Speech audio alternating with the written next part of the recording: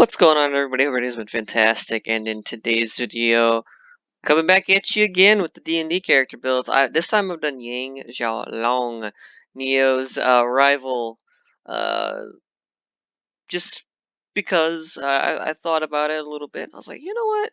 I think it'd be possible to make her in the game. Now this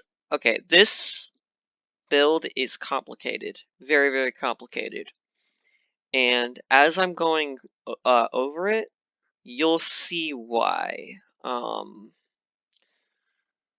I don't feel like I can explain everything.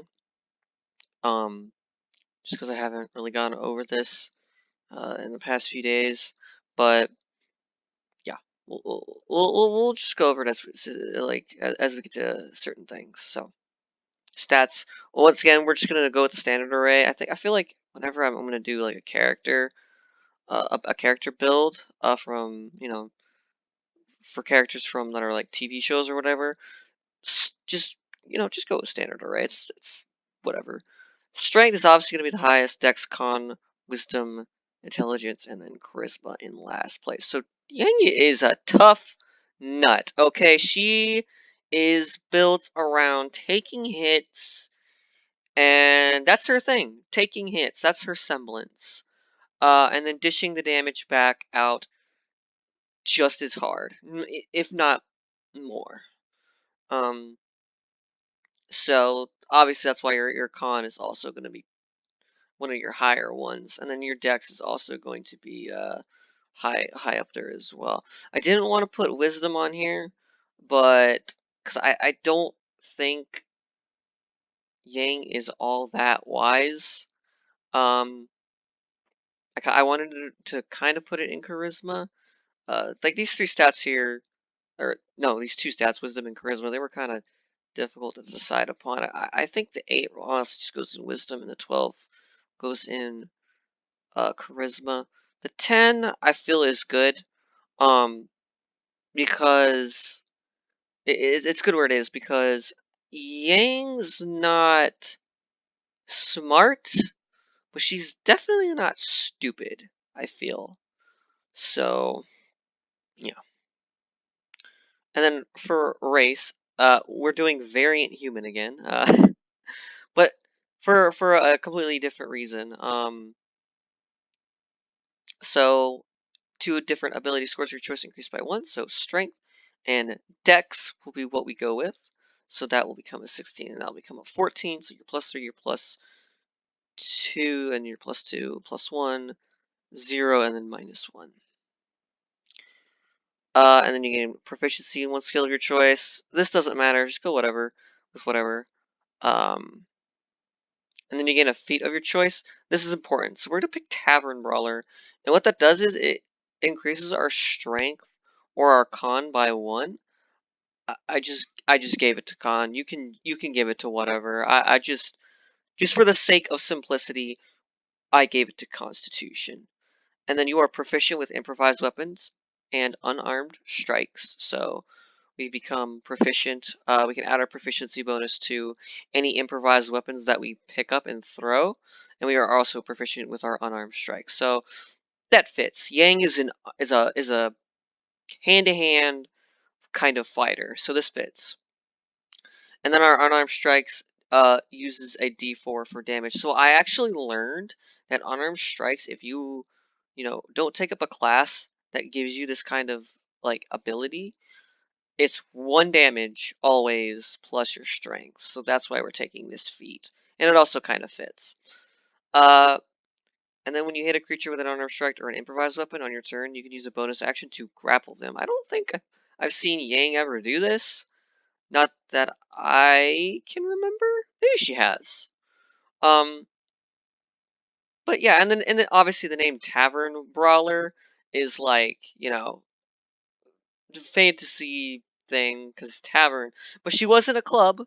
Okay, club brawler, tavern brawler. It's the same thing. Like, come on, this fits perfectly. So no issues here with the race and everything. Uh, Everything checks out. But as we get farther down, the problems will start to become realized. And you're gonna start with Barbarian as your as your class, obviously. So you're gonna get light armor, medium armor, shields, simple weapons, and martial weapons. You get proficiency in no tools. Your saving throws are strength and con, which is fine. It isn't like Neo where we got, proficiency in our strength, even though that was gonna be the neutral one, because we weren't really gonna use our strength anyways. But oh well. And then skills, animal handling, athletics, intimidation, nature, perception, and survival. Now, here we go. Okay, so the charisma, this is why I didn't want to give her 8 charisma. I think uh, intimidation is perfect for her. And athletics, athletics, intimidation makes sense. Uh, animal handling makes sense because she has a dog. I mean, I don't know. She has a dog. I mean, why not? Um, but yeah, the wisdom you'll see why I put that 12 there because you kind of need it. So if you're going with standard array and I mean you're gonna be rolling your stats, okay? So chances are your charisma won't be an 8. I don't recommend having charisma being your dump stat. I honestly recommend the intelligence being your dump stat. You're probably thinking, oh well, why don't you just switch it? Well, like I said, I don't think Yang is an idiot. But if you really wanted to, boom boom, and then boom. I don't think you're gonna need your intelligence for anything, if I'm not mistaken. I don't remember exactly, but something like this will make sense. But I really feel that 12 goes there, but it's okay. And then equipment. Weapons are for babies. Okay, you are Yang Xiaolong. Weapons are for babies. Okay? None of that shenanigans. Fists all the way. Fists. And then our features. Rage, obviously, because this is going to play into her semblance. When she loses a strand of her hair, she flies into an uncontrollable rage. So on your turn, you can enter a rage as a bonus action. While raging, you gain the following benefits if you aren't wearing heavy armor. You have advantage on strength checks and strength saving throws. When you make a melee weapon attack using strength, you gain a bonus to the damage roll that increases as you gain levels as a barbarian, as shown in the rage damage column of the barbarian table. So your rage is going to do plus 2 damage. So we have a d4 plus strength plus 2. So awesome. You have resistance to bludgeoning, piercing, and slashing damage. This is awesome because Yang's thing is to take hits. So this ups her survivability while she rages. If you are able to cast spells, you can't cast them or concentrate on them while raging.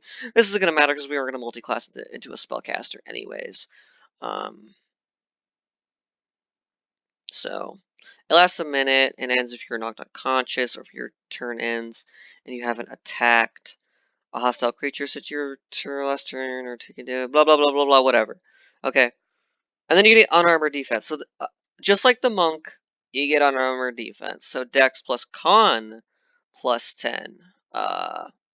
So now instead of wisdom, you get 10 plus dex plus con, which is awesome because, since our AC is also equal to our health, we're going to be harder to take down, which is great. You can use a shield to still gain this benefit, so we're not going to be using a shield because that's not what Yang does. So kind of shooting ourselves in the foot there, but I think it'll be okay. And then at second level, you're going to take your first level of Monk, so you get simple weapons and short swords. And you're going to get their unarmored defense again, but this does not stack with the Barbarian's armored defense, so you pick which one you use, and you're going to pick the Barbarian. So you're not going to get that little wisdom boost to your AC. And then you're going to get martial arts. We went over this in the Neo video. You can attack with a monk weapon or whatever, and then you get followed up with an unarmed strike. Can you do this with, can you do 2 unarmed strikes? I think you can. You can use Dex instead of Strength. Now, okay, it says you can use Dex instead of Strength. It doesn't say you have to. So if I were you, I would just use Strength. You can roll a d4 in place of the normal damage of your unarmed strike or monk weapon. They're going to be a d4 anyways, so... Oh, I mean, we already have this from... Yeah, we already have this from the Tavern Brawler, so... You know, they're going to be a d4. They're already a d4, so this is... I mean, we already had this, pretty much from level 1, but it's okay. Because this is going to go... This is going to change as we get, levels in the monk table. And then when you use the attack action with an unarmed strike or a monk weapon on your turn, you can do another unarmed. Okay, so yeah, you can do 2 unarmed strikes. So you don't have to use a monk weapon. So that's cool. That's very cool. So so far, you know, you have your rage. So you can do 2 unarmed strikes. So that's 2d4 plus strength plus rage if you're raging. So that's pretty good damage so far. You're pretty much able to keep up with your other companions, I feel. Probably not, it's not a whole lot of damage, but that's okay. It's definitely pretty good for level 2. And then at 3rd level, you're going to take your 2nd level of Monk. So this build actually goes further into Monk, obviously. This is where you get Key. So you have 2 key points. You now have 3 key features, K-I, not key, K-E-Y, key. You get more features and key as you level up in this class. You get all key back at the end of a short or long rest.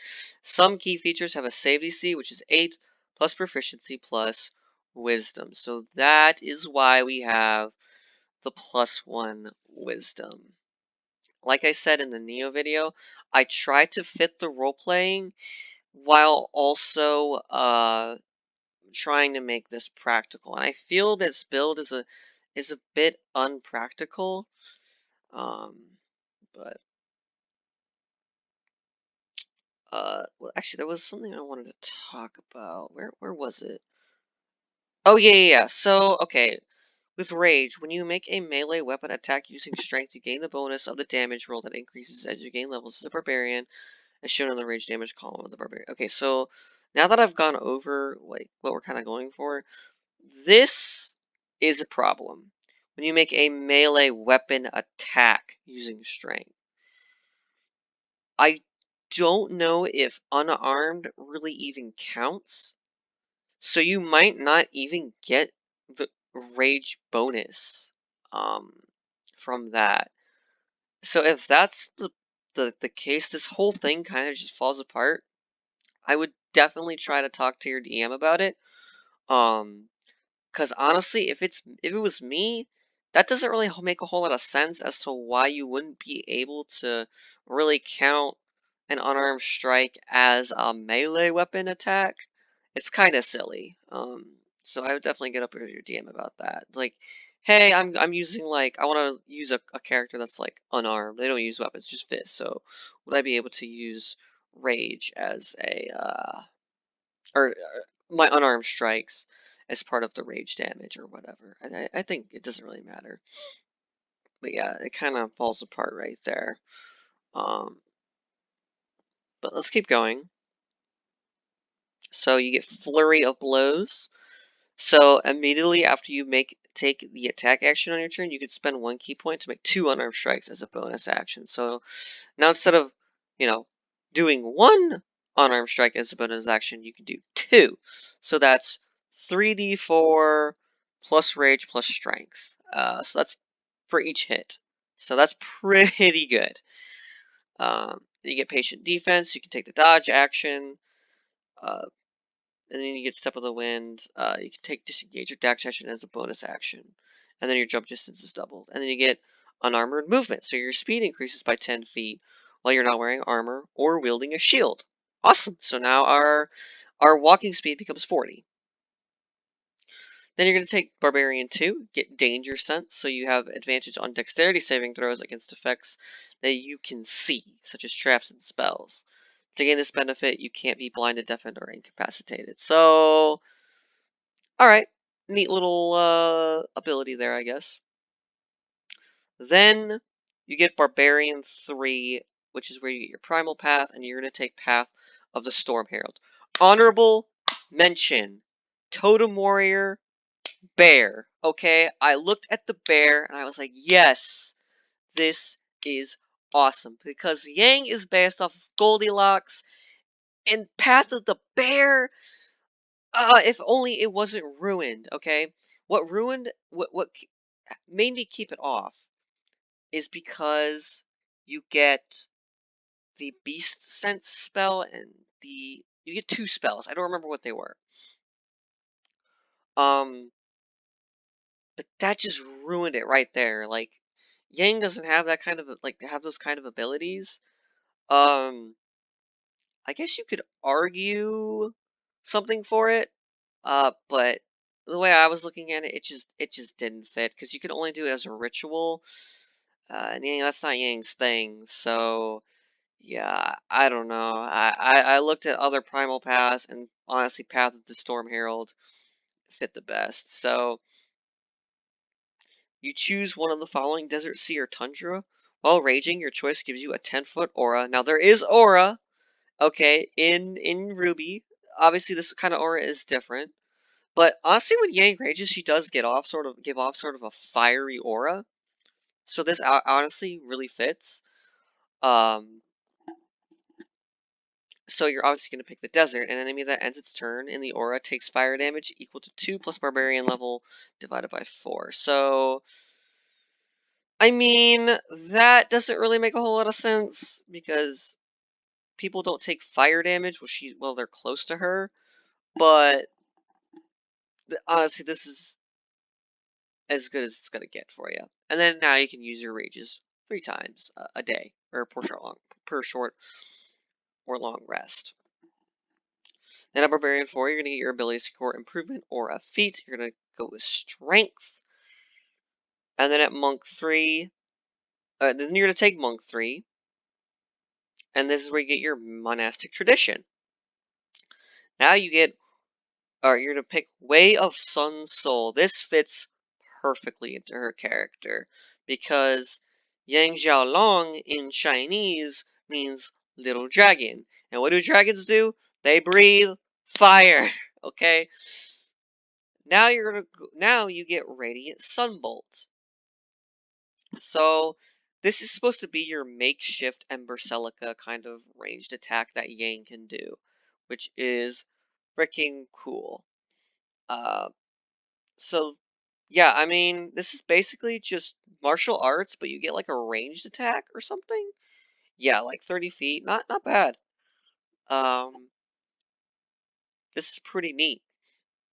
And then you get deflect missiles. This doesn't this doesn't reflect her character whatsoever. This is just a game mechanic. But oh well. And then at Monk 4 you can get your slow fall. So you could use your reaction when you fall to reduce any falling damage you take by an amount equal to 5 times your monk level. So 5, 10, 15, 20 damage is reduced at this level. So that's pretty ridiculous. And also you get your ability score improvement, so you add to your strength. So yeah, at this point our strength is maxed out. This is cool. I don't honestly, this could fit in her character. I don't see why it wouldn't be, because I remember the episode where she was in that lunchroom fight or whatever, and I think it was Pyrrha or was it Nora? One of the two knocked her up through the ceiling, and she didn't come back down for like an entire minute or whatever, and then she just took no damage when she fell back down. She was perfectly fine. So honestly, I'd argue this fits. Then you're going to take Monk 5, so now you get extra attack, which is awesome. So now you have extra attack, Fury of Blows, rage. So you're dishing out some damage at this level, at this point. So, yeah, you all know what extra attack does. And then you get Stunning Strike. So starting at 5th level, when you can interfere with the flow of you can interfere with the flow of ki in an opponent's body. When you hit another creature with a melee weapon attack, you can spend 1 ki point to attempt a stunning strike. The target must succeed on a con save or be stunned. And then now our martial arts goes up to a d6. So now, instead of those d4s, our unarmed strikes become d6s. So yeah, it's pretty good. Pretty good stuff there. And then among 6, you get your monastic tradition feature. So you get Searing Arc Strike. You gain the ability to channel your ki into searing waves of energy. Immediately after you make the attack action on turn, you can spend 2 ki points to cast the Burning Hand spell as a bonus action. And then you can cast, or you can spend additional ki points to cast Burning Hands as a higher level spell. So cool. And then you get ki empowered strikes starting at 6th level. Your unarmed strikes count as magical for the purpose of overcoming resistance and immunity. I don't honestly. I don't understand. Does this not count as magical? It says a ranged spell attack, which would imply it's magic. So now you kind of have a way of hitting enemies with sorts of resistances. So I don't know. That's kind of weird to me. But I guess now you can just regularly punch them. So that's pretty great. And then now we get an unarmored movement boost. So now we have 45. Or no. Sorry, we have 55 now, don't we? Because we got unarmored movement at what level? What level? I'm pretty sure I skipped it, didn't I? Or is it? Oh, did I skip it? Or did I not put it down? I remember writing it somewhere. Oh yeah, right here. I completely skipped over it. So, unarmored movement. Your speed increases by 10 feet while you are not wearing armor or wielding a shield. And yes, this does stack with the monk. Or the barbarian's unarmored movement, or whatever. So, now your walking speed is 50. Well, now 55, because we're at a later level. So, there you go. And then at Barbarian 5, extra attack again, but this won't stack.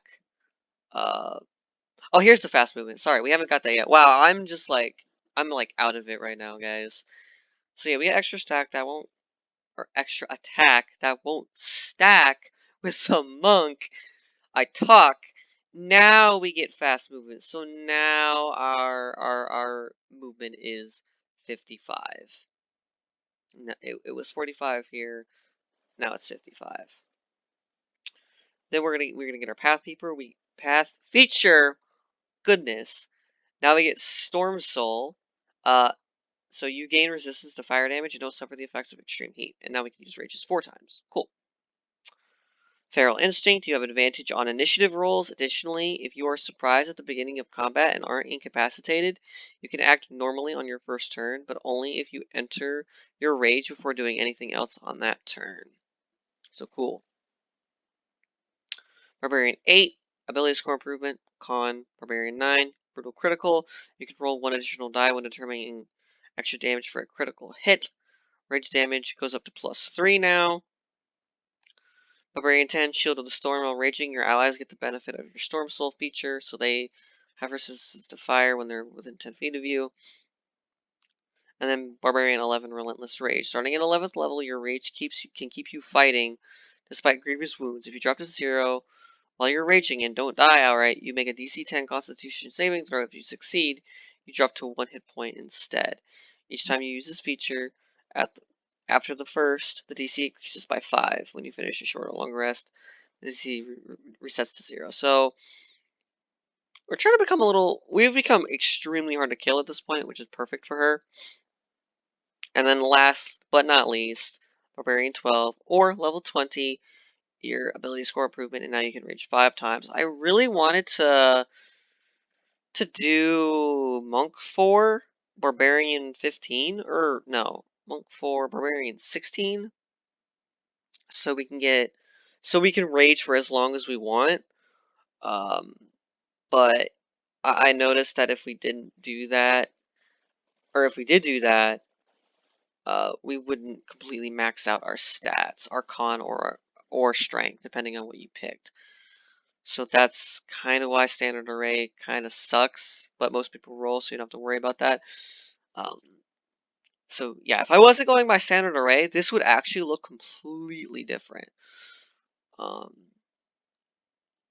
But yeah, this is kind of impractical if you think about it, because since we're not using weapons of any kind, getting stronger equipment is going to be kind of difficult unless you want to kind of work with your DM in some way. But yeah, I don't know. It would take a lot of convincing. Well, probably not a lot of convincing, but it would definitely take some discussion with your DM to actually be able to use this. But yeah, this is sort of my build, my take on the whole thing. So now you can sort of just you can extra attack, flurry of blows. So that's 2 attacks right there, 2 extra attacks right there.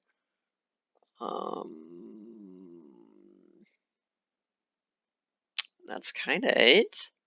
Like your unarmored or your martial arts are only a d6, and I guess for everything you add your strength plus your rage. So I don't know. This is honestly my best attempt though. So, anyways, that's gonna be the end of the video. I hope you guys enjoyed. Peace out.